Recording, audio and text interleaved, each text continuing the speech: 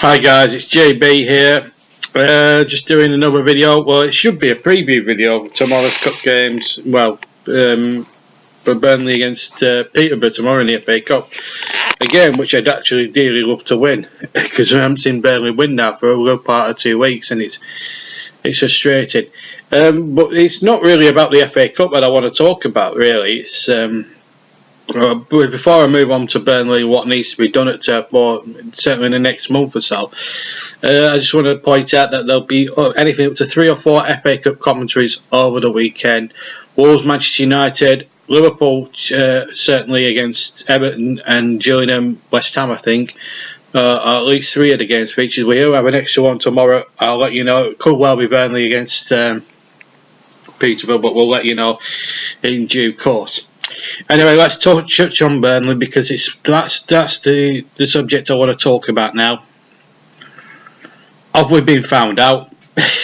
You know, it's a pretty poor do, if I'm being honest. To be honest with you, I'm sick of ranting about it, and I'm sick of swearing and all that sort of thing. I'm going to keep this video on because I want New Kating to hear what I feel about Burnley and what needs to be done, because I honestly think, you know what, we have had a poor last month. Okay, you know, we won a couple of games. We beat Newcastle and beat Bournemouth, but we weren't brilliant. You know, Dyche will say, well, that's the way I play and all that sort of thing. Well, unfortunately, we've had some really bad defeats. Manchester City being one of them, Crystal Palace, another one that we should have tried a bit harder with. Spurs, we didn't try at all. Everton just didn't even have the inclination to try and go forward in the first half. Manchester United, we waved the white flag. And against Villa, well, you know the score. They should have been 5 up. I mean, that VAR goal that got chalked off against them should have counted, because, let's be fair, I mean, I don't want to brag on about VAR for too much longer, but that looked a perfectly good goal to me.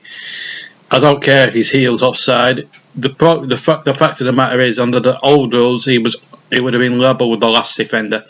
So let's not beat around the bush here. And it took them up to 3 minutes to make that decision, which I thought was wrong. And in fact, watching the game back, actually, there was a few Burnley fans booing this VAR decision. But having said that, though, Burnley were poor. I mean, how can we?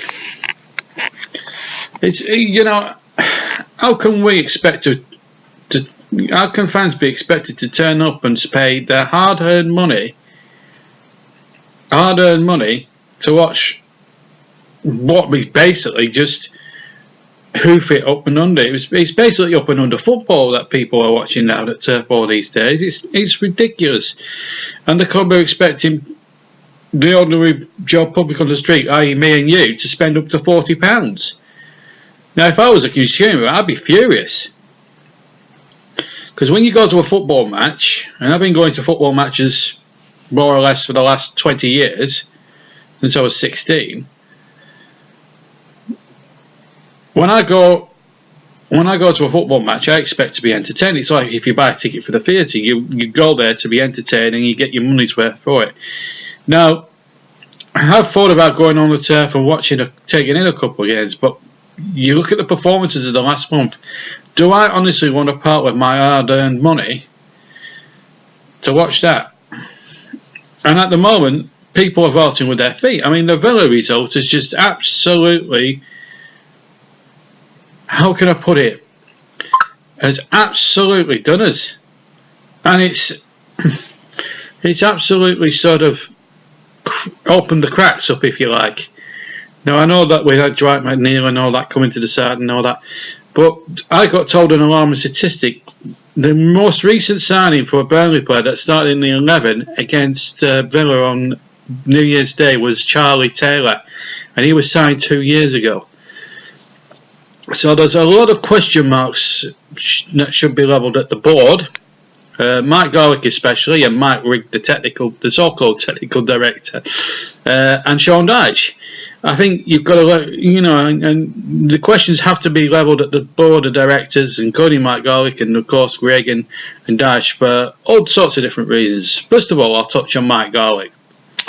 and the board of directors. Now, I understand Burnley. Listen, I understand the history of Burnley Football Club, going back to Bob Lord's day, in the late 50s and early 60s, where prudence was the key to survival at the football club, and Garlick got too greedy in the end, and didn't. When we had a great team in the 1970s, where we were challenging to win leagues and things like that, and FA Cups and stuff.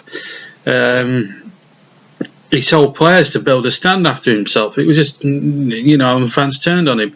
We had Teasdale, it was just, I won't go into him, but he wasn't exactly the best chairman that Burnley have ever had.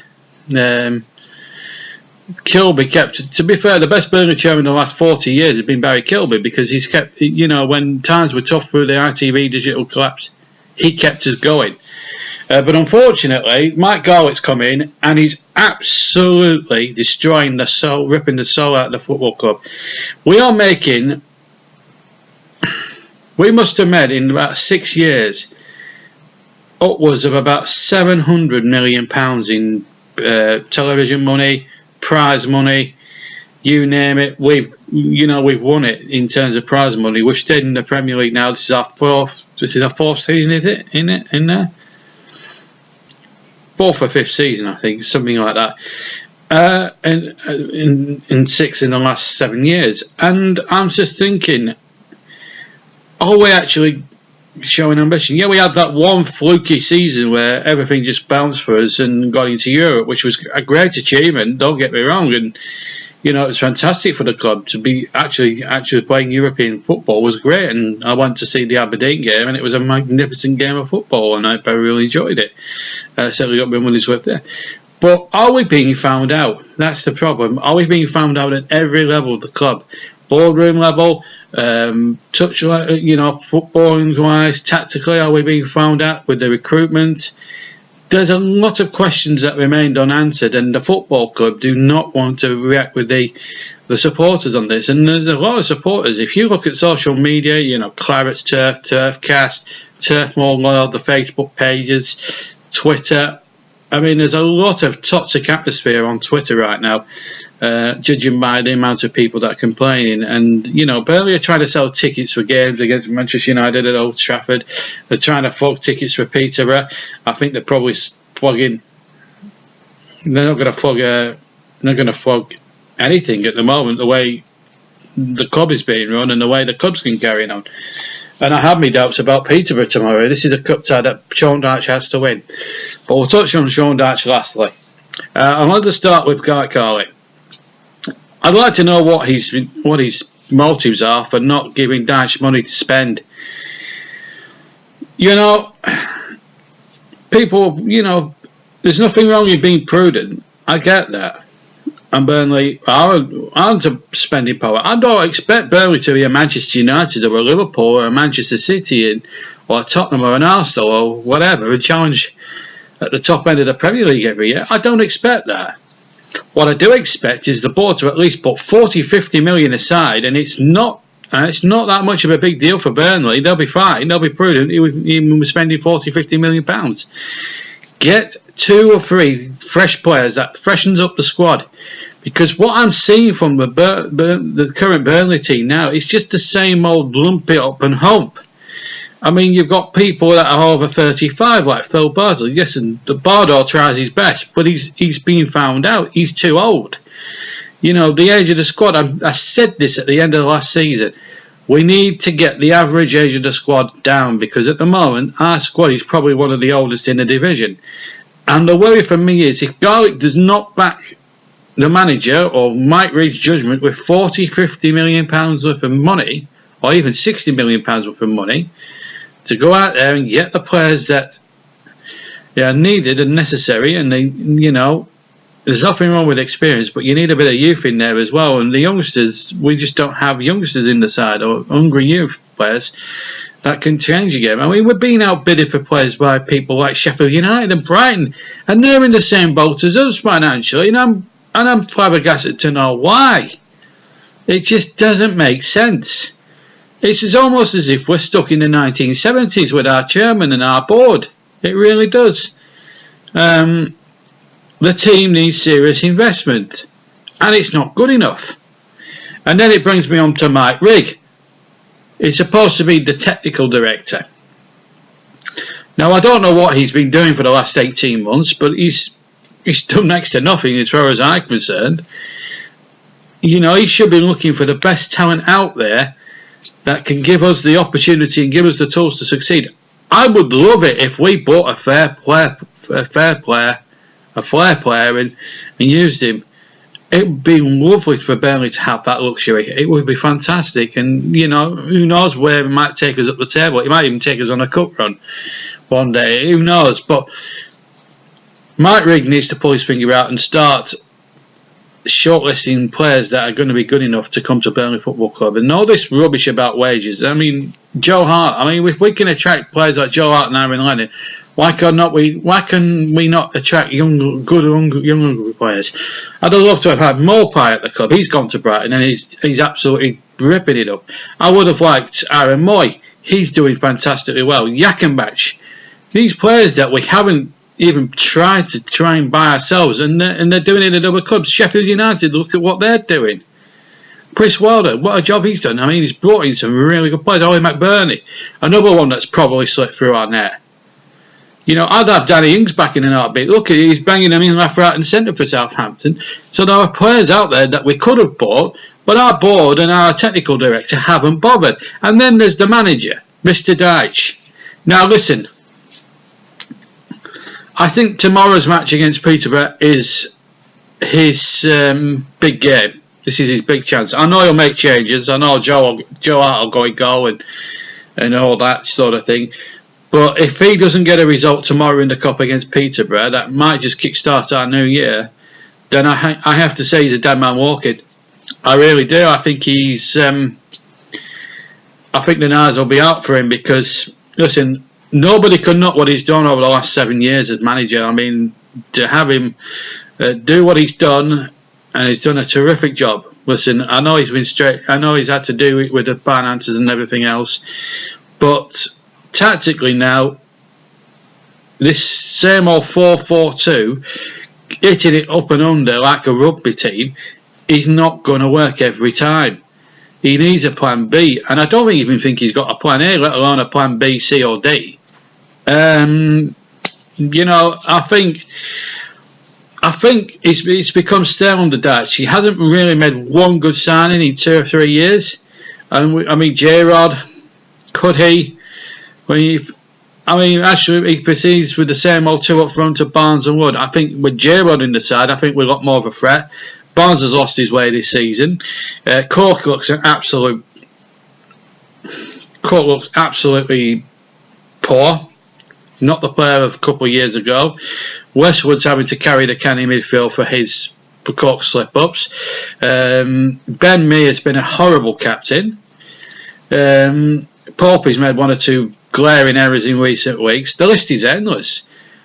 And somebody needs to give these players and the manager and the board a right rocket up their backsides because it's not good enough. And I fear for our Premier League status now. I mean, look at it in the next 4 games. Are we going to? I mean, that includes, I think, trips to Chelsea and Manchester United, and I can't see us getting anything from any of those games. I think Leicester's the other one, and Arsenal at home's the other one. You know, I can't see us getting any points. The way these 4 teams are playing at the moment, I can't honestly think, for the life of me, think that we're going to get any points, and then it's going to put a lot of pressure on the running. So I'm very, very worried, but something needs to give. Burnley need to have a big January in the transfer market if we're going to have any chance of staying in the division. What we mustn't do tomorrow is lose to Peterborough. We've already surrendered the White Frog in 1 cup competition when we lost to a very poor Sunderland side. I do not want that to happen again to a poor Peterborough side. You know, on paper we should be murdering them tomorrow, but I don't want us to play some good football tomorrow. I want Daesh to have a plan A, have a good plan A, a good plan B and a good plan C if we're going to have any chance. Tactically, he's been found out. And he needs to come up with a new formula. Go 3 up front. Go with Barnes, Wood and Rodriguez. Try it. You never know. It might come off. Dwight McNeil, there's a lot of pressure on his shoulders. I think the lad needs to develop as a footballer. A lot of the pressure is wrongfully being put on his shoulders alone, and it's affected him on the field. The man needs to have the pressure taken off, and it means having a good captain around him. I don't think Ben Mee's the right man to skipper the side at the moment. It needs a good skipper. I think James Tarkowski would make a better captain because he shows a lot more fight and determination. I mean, if we can get Johan Gudmundsson properly fit and back in the side. I mean, all this problem, and another thing that Darts does wrong tactically, he plays players out of position. Jeff Henry, for example, for a couple of years played in a number 10 role, which didn't suit him for a long time.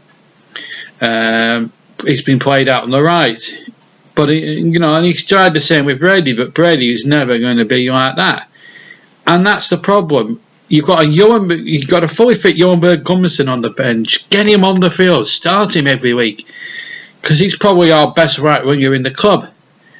Get him started. Aaron Lennon's just a waste of 50k. There's a lot of players picking up wages doing naff all. Then there's players like Matty Vidra that have just not been given a chance. So, but having Drinkwater, what's he done to justify being? If he stays on another 6 months, I'll be annoyed because he's done nothing apart from go and kick lumps out of somebody in Manchester and end up in a police cell. It's not right. Our club has been a disgrace this season in terms of transfer market. I know, and then they'll use the same old excuse. Well, the inflated prices. Well, football has progressed since the 1970s. Garlic and Dyche, get with the times. Put 60 million aside, get 3 quality players, get a right back in, a central midfielder, and a pacey striker at least. At least 3 of those, one of each of those, and we just might, finish mid-table, and maybe, just maybe, have a decent cup run and salvage some pride out of the wreckage of our season is threatening to turn into. Not on. Big January required, and if there's nothing being done, then I will be ranting odd at the end of January when the window closes. Anyway, that's all I've got to say. Don't forget the cup commentaries this weekend live on the JB Clark YouTube channel. We'll have at least 3, possibly 4. We're waiting just to confirm Burnley as well as one of them, but definitely Wolves United being shown, the Merseyside derby, and Gills against Gernham against West Ham. They'll be off. 3 featured ones as well as Burnley, hopefully Burnley's as well. So 3 good cup ties coming your way with myself and Russ Burning over the course of the next 72 hours. Well, you can join us both then. Have a fantastic weekend. But for me, JB, take care. I'll see you soon. Bye bye.